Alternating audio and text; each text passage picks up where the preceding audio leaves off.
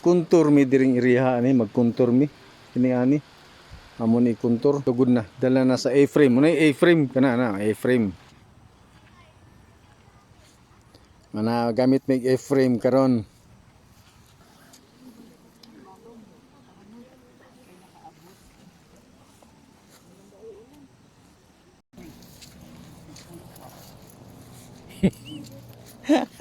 Mga farmer oh magkuntur na.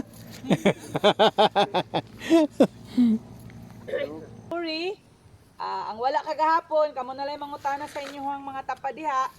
And then, ang atuang training kagahapon is about sustainable corn production of Sloopy area. Supposedly focus sa mais. Ni Dayboy tagamay sa SALT kanang sustainable agricultural land technology, which is dubay na kayo nga teknolohiya panahon pa sa mga SMAP before. Siguro introduce na sa inyo diri labi pa kay edad-edara na halos ang naa. So kagahapon lang medyo